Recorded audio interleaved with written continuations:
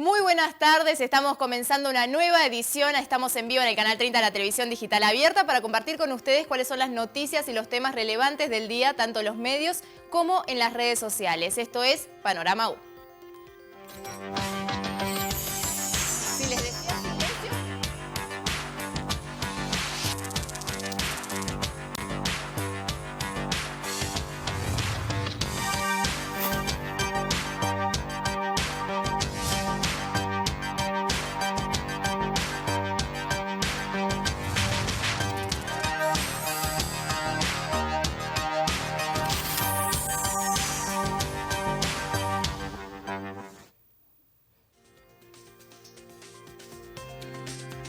Mitad de semana comenzamos repasando las tapas a nivel nacional. Hoy vamos a ver coincidencias entre La Nación y Página 12. Ambos hacen referencia a la AFI, la Agencia Federal de Inteligencia, pero antes vamos a ver el tema central de tapa de Clarín, que habla de que la Corte y los titulares de cámaras se manifiestan en contra de la ley de subrogancia. La Nación, por otro lado, plantea que el gobierno habilitó el espionaje para evitar golpes de Estado y Página 12 titula con una declaración de quien preside la AFI, la Agencia Federal de Inteligencia, Oscar Parrilli, y dice la misión es cuidar a los argentinos, no espiarlos. En el plano local vamos a ver hoy también coincidencias, en este caso entre Los Andes y Diario 1. Ambos hacen alusión al fallo de la Corte a favor de la muerte digna. Los Andes califica este fallo como histórico, mientras que Diario 1 habla de que la Corte falló a favor de la muerte digna de un paciente que llevaba 20 años en estado de coma. Diario El Sol cambia el foco de su título de tapa y habla de un fiscal que se encuentra amenazado de muerte y por ende bajo custodia. Ahora, como siempre, desmenuzamos toda esta información y más temas junto con Soledad Gil, nuestra panelista de medios, Claudio Barros, nuestro panelista de redes sociales. ¿Cómo andan? Hola, Sofía. Hola, Sofía, ¿qué tal? Muy bien. Y hoy nos acompaña Gabriela Chepi para actualizar todos los temas. ¿Cómo estás, Gaby? Buenas tardes, ¿cómo estás, Sofía? Muy bien, gracias. Comenzamos, Sole. Muerte digna ha sido uno de los temas centrales del día, ¿no? Sí, sin duda el tema central para todos los medios a nivel nacional, a nivel local. Hay muchos títulos al respecto sobre este fallo de la Corte Suprema por la muerte digna. El diario Clarín tituló Fallo histórico a favor de la muerte digna en el país. El diario La Nación también hizo referencia, habló de que ratifican el derecho a la muerte digna. Página 12 tituló El derecho a una muerte digna, arriba en su tapa, y se puede leer que se reafirmó la ley que fue aprobada en el 2012. Los diarios locales también tomaron este tema como central. Para Los Andes fue un histórico fallo de la Corte Nacional a favor de la muerte digna. Para Diario 1, que también fue un titular central, la Corte aprobó la muerte digna de un paciente que estuvo 20 años en coma. Y El Sol también tuvo un título en su tapa, Aval de la Corte a la muerte digna, y también habló de fallo histórico. En las actualizaciones de estos medios locales, en sus versiones online, la información continuó. Los Andes tituló Corte Suprema a favor de la muerte digna. El Diario 1, muerte digna. Este tipo de casos no deberían llegar a la Suprema Corte. En realidad estas son las declaraciones de Eleonora Lam, que es subdirectora de Derechos Humanos en Mendoza. Y MDZ agrega un dato local. Dice que en Mendoza hay 6.000 personas en estado de terminalidad. Gabriela. Sí, un fallo tan resistido como esperado, ¿no? Las dos cosas. Ayer la Suprema Corte dio a conocer lo que falló en este caso, un juicio o un reclamo judicial que hizo la familia de Fabián Díez, un chico que hace 20 años, Marcelo Díez, un chico que hace 20 años está en estado vegetativo tras padecer un grave accidente vial, después tuvo un virus intrahospitalario y esto lo dejó en coma durante 20 años. ¿Qué es lo que dice la Corte y la medida judicial? Que se suspendan las medidas que prolongan artificialmente su vida. ¿Por qué es tan importante? Porque deja sentado y bien en claro la ley que se aprobó en el año 2012 que decía que cuando una persona está en estado terminal ya no pueden prolongarse o puede adherirse a no prolongarse aquellos medicamentos, tratamientos que prolonguen pero artificialmente la vida de un paciente. Claro, no es un caso de eutanasia, es decir, no se está interrumpiendo la vida, sino que se está dejando de prolongar artificialmente la vida. Eso es lo que autoriza la Corte, ¿sí? A dejarlo Lo que pasó con Marcelo fue que no había expresado su voluntad por escrito, ¿sí? Porque él lo había expresado verbalmente, sus hermanas, de hecho, fueron las que llevaron adelante este proceso judicial, que fue iniciado en el año 2009, 3 años antes de que se aprobara la ley de muerte digna en la Argentina. La ley de derechos del paciente, claro. Así es. Claudio, ¿en las redes sociales este tema? Sí, mucho. La verdad es que todo el mundo salió a opinar, todo el mundo quería decir algo, todo el mundo también se sintió como en derecho de decir algo. Y la palabra Marcelo Díez hoy está entre las tendencias en la red social Twitter.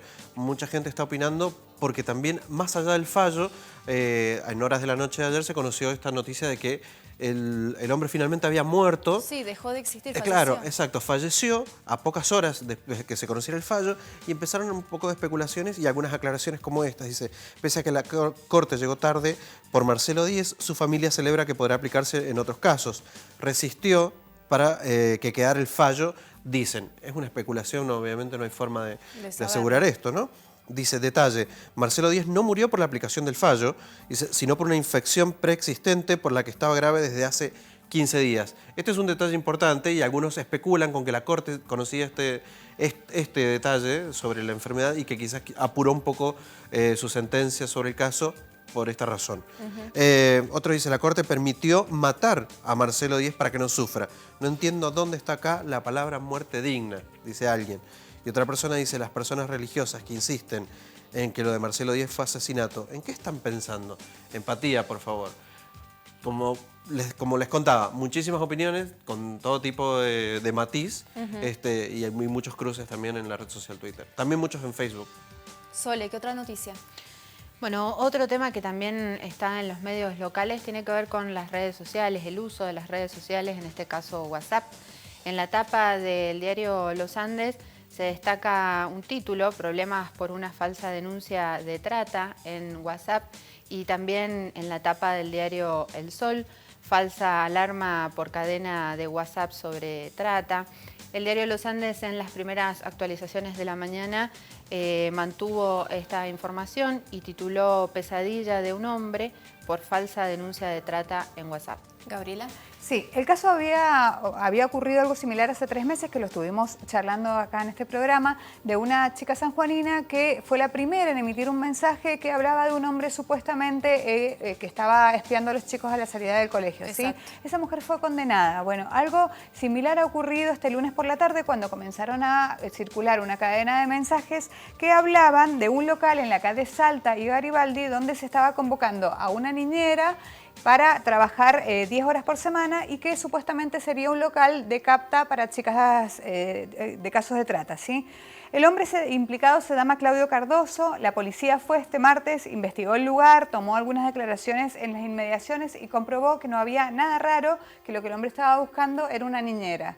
Este hombre habló ayer por los medios y pidió que se investigue hasta el final, que se investigue quién fue el primero que envió el mensaje de texto, porque se ha visto obviamente afectada su dignidad y su trabajo. En ese lugar funciona una agencia de vigilancia privada llamada Consegur. Se sospecha de algún ex empleado o empleada que estaría justamente tomando represalias de este modo.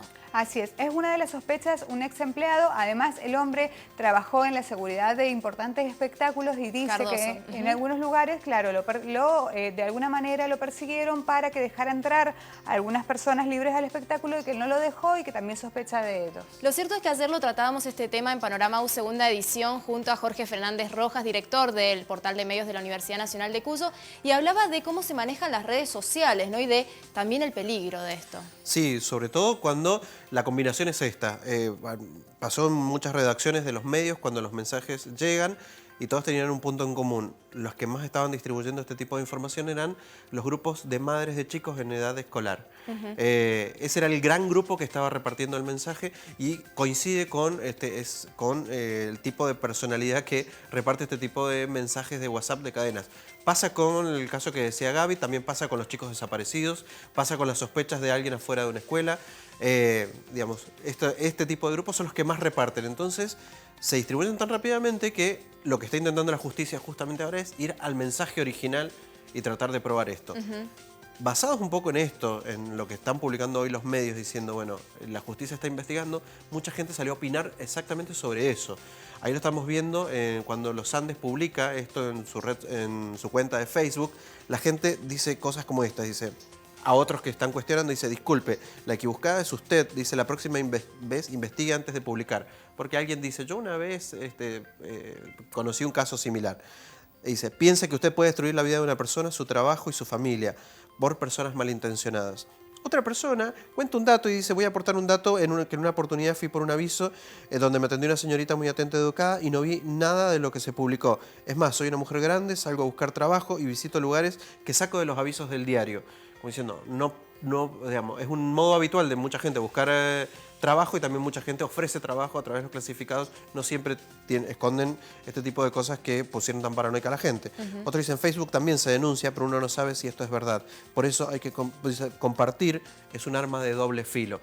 Aquí hay una de las claves, especialmente de las redes sociales, ¿no? Compartir a veces es una gran ayuda. Que es como se viraliza. Exactamente, que es la palabra, ¿no?, de estos tiempos con las redes sociales, la viralización. En muchos casos ha sido de tremenda ayuda y en otros casos ha sido una gran confusión porque la gente no sabe si lo que está compartiendo es real o no. Lo cierto es que se insta a hacer una denuncia en un caso que uno encuentre de este tipo o de otro que implique cierta peligrosidad. Se insta a hacer la denuncia primero antes de emprender la circulación de un mensaje colectivo.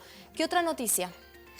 Bueno, siguen en los medios las repercusiones sobre la Agencia Federal de Inteligencia, la AFI. Clarín en su tapa de manera secundaria tituló La nueva CIDE tras el dólar y los golpes de mercado. El diario La Nación de manera central tuvo su título sobre el tema. El gobierno habilita el espionaje para evitar golpes de mercado. Y Página 12, que también tuvo como tema central la Agencia Federal de Inteligencia, en realidad tiene un enfoque completamente distinto. Podríamos decir que hasta le disputa el titular al diario La Nación. Dice, la misión es cuidar a los argentinos y no espiarlos. A nivel local también este tema se mantuvo en la agenda de los medios. El diario Los Andes tituló Inteligencia perseguiría delitos financieros y el diario 1, la nueva CIDE podrá investigar a los bancos para evitar las corridas. ¿Ampliamos? Sí. Ayer se conoció el decreto de Presidencia de la Nación que establece la creación de la Agencia Federal de Inteligencia Nacional, o sea, la ex CIDE transformada, ¿sí? ¿Qué es lo que dicen la mayoría de los empresarios? Tras conocer uno de los puntos que tiene la agencia, porque es bastante extenso el decreto, pero uno de los puntos que tiene que dice que esta nueva doctrina de inteligencia nacional va a habilitar el espionaje interno sobre bancos, empresas y compañías financieras para prevenir las corridas cambiarias y también el desabastecimiento y los golpes al mercado. Ese es uno de los puntos polémicos. Han opinado desde todos los sectores empresarios. En general están en contra del espionaje, ¿sí? Dicen que esto no favorece las condiciones de mercado ni tampoco la competencia. Vamos a conocer algunas opiniones. El presidente de la Asociación Empresaria Argentina, Jaime Campos, dice que va en contra de todo lo que debería ser un país civilizado. También opinó desde la sociedad rural Luis Echeverre. Dice que esto es un signo más del autoritarismo al que nos tiene acostumbrado el gobierno nacional. En Mendoza opinaron varios economistas, en especial a través de una nota que salió publicada hoy en Diario Los Andes. En general, todos coinciden en que esta medida puede ser una de las que evite las corridas bancarias, pero que en realidad lo que se necesitan son otras políticas macroeconómicas más fuertes para evitar el fenómeno. Claudio. También la palabra espionaje e investigación es lo que terminó sacudiendo a muchos en las redes sociales, porque a nadie le cayó muy bien esta nueva función de la ex-CIDE, como le están llamando todos, muy pocos le llaman AFI, todo el mundo prefiere decir ex-CIDE. Y aquí compartimos algunas de las opiniones de la gente. Dice, la nueva CIDE, también es otra palabra que utilizan, podría investigar bancos y empresas por corridas y golpes de mercado. Esto es uno de los titulares que toma y pone Somos Venezuela. Otros dicen, la CIDE investigará corridas y golpes de mercado de bancos y empresas, que es una forma sutil de decir que van a perseguir a ahorristas y disidentes. Y finalmente alguien se lo toma con algo de humor y dice, CIDE hará inteligencia para evitar corridas y golpes de mercado de bancos y empresas. Acá hay un ejemplo.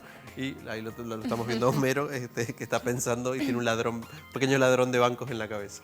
Recuerden que ustedes pueden opinar, comentar estos temas y aquellos que hoy no se están tratando en los medios y tampoco en las redes sociales. Para eso tenemos nuestro Facebook Señalú, nuestra web www.unidiversidad.com.ar y también nuestro Twitter, en este caso con n, @senalutv. Hacemos el primer corte, ya volvemos.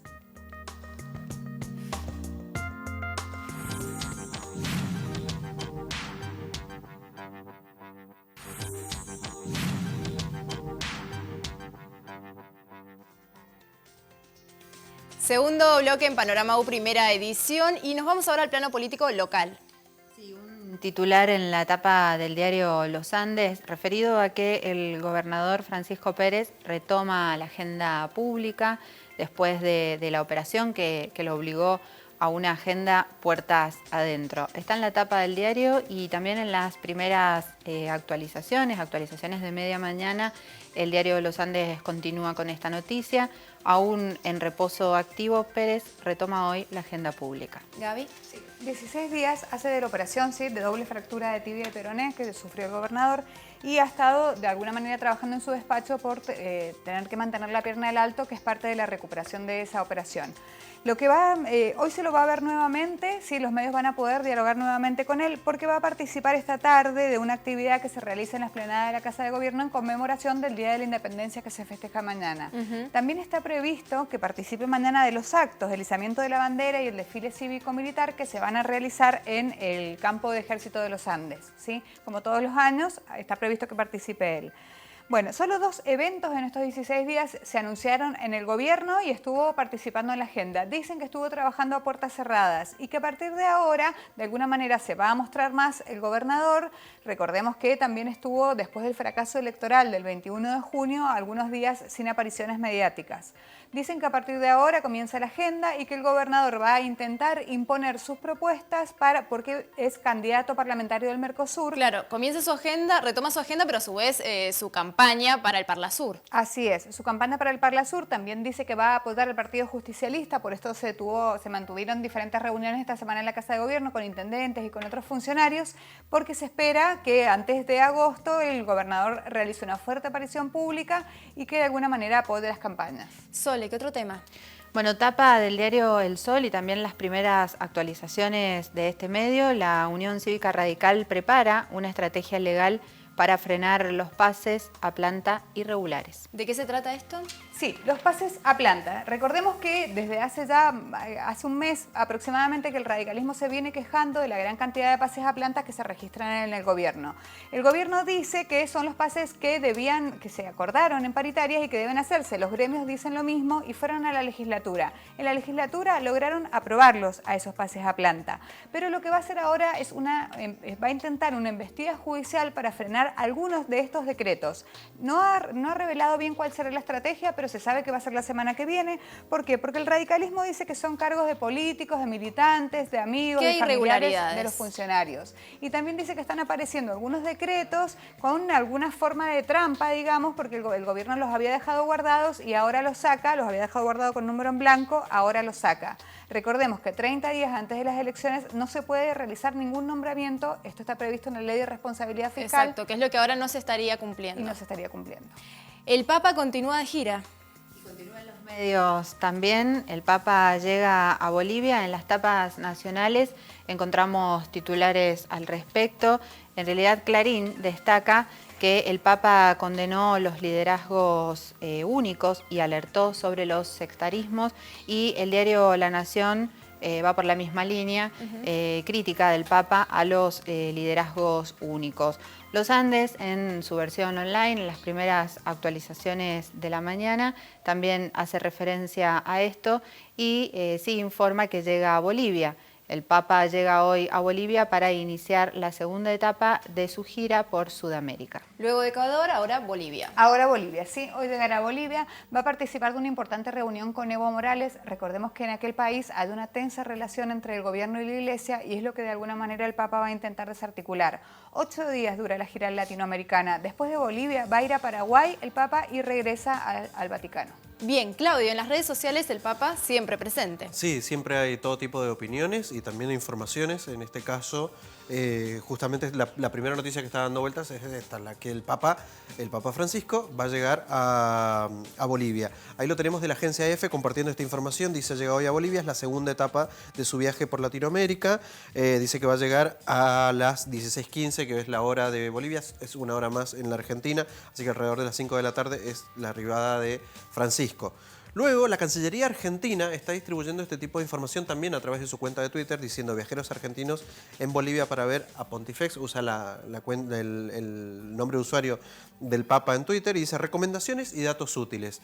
Hace varios días que están tirando recomendaciones y datos útiles porque se espera que muchos argentinos crucen la frontera para ir tanto a Bolivia como a Paraguay a ver al Papa. Otra, por supuesto, aparecen opiniones de quienes no están muy de acuerdo con el Papa y dicen, el Papa habla como todo un político, no dice nada, pero dice la palabra problemática, porque se lo escuchó decir eso en Ecuador y espera que repita. Y esta es la gran sorpresa del día. ¿Quién podría encontrarse quizás con el Papa? Dice, quiero ver al Papa para que perdones mis pecados. Es nada más y nada menos que Mikis Politakis, que otra vez está ocupando espacio en los medios por declaraciones como esta y por caras como esta. Está con un rosario en la mano y solo dice que el Papa podría perdonarla por todo lo que ha hecho. Se especula que podría viajar a Paraguay. El Papa llega el viernes a Paraguay, pero todavía no se sabe. Y habría que ver cuánto dura la confesión, ¿no? Sí, también. también. Y vaya si tiene tiempo para eso. Bien, nos vamos al último corte, ya regresamos con el cierre de esta primera edición de Panorama U.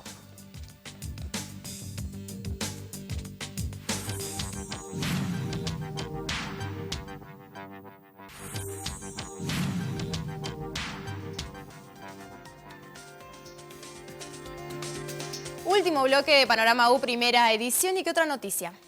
Bueno, hay un título en página 12 que se destaca: cayó en Brasil uno de los prófugos por el asesinato de Rodolfo Walsh. Gabriela. Rodolfo González se trata. Es uno de los prófugos. Walsh, claro. ¿Quién cayó? Ah, Fue ¿quién cayó? Sí, fue Rodolfo González, es uno de los prófugos más buscados por la causa ESMAD y por causas relacionadas con delitos de lesa humanidad. Está acusado además del asesinato del periodista y militante Rodolfo Walsh, ocurrido en 1977, y él ha buscado intensamente durante todos estos años. Fue capturado por la policía de Río Grande do Sul de Brasil esta mañana, ayer por la tarde, y apareció en Diario Página 12, como decía Soledad. Claudio, ¿se reflejó este tema en las redes? Sí, lo compartieron los medios y también mucha gente salió a opinar, pero con frases muy, muy breves, como vamos a ver ahora. Pero bueno, lo primero, los principales diarios y también los portales de noticias digitales básicamente decían esto: capturaron en Brasil a uno de los prófugos por el crimen de Rodolfo Walsh, y compartían una foto del periodista, y la gente decía cosas breves nada más, pero bastante intensas e importantes como esta. La verdad tarde o temprano sale a la luz, y comparten nuevamente el título que estaban poniendo los medios, que arrestan en Brasil a uno de los prófugos. Otra persona directamente puso memoria, verdad y justicia, a un ejemplo de lucha, y pone un link de Facebook que también lleva a la misma noticia con la misma información.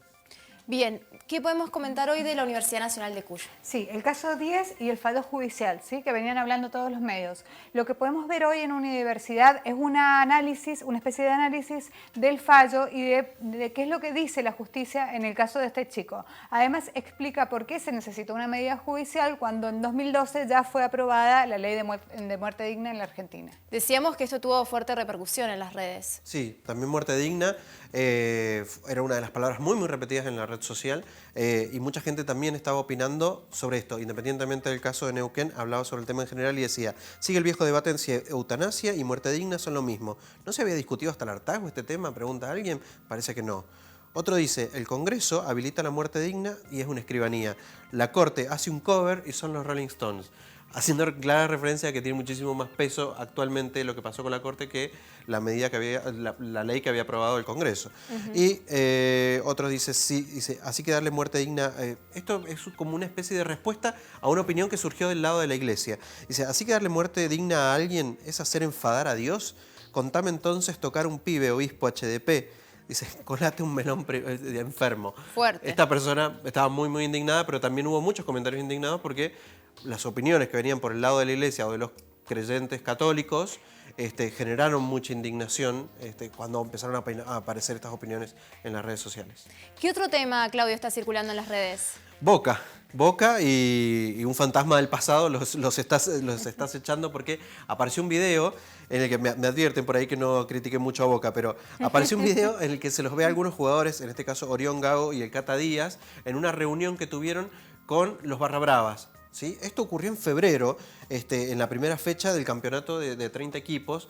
Ahí se juntaron en un estacionamiento, alguien los captó, la cámara de seguridad los ve, o sea que queda una prueba de este encuentro y empiezan a aparecer, por supuesto, lo que estamos viendo ahí, las críticas. Y muchas de las críticas venían de los propios hinchas, no tanto de los rivales, sino de los propios hinchas que estaban muy decepcionados con esto. Uno dice, no culpen solo a los Barras después, la violencia, delincuencia y corrupción en Boca es general y comparte estas capturas de pantalla.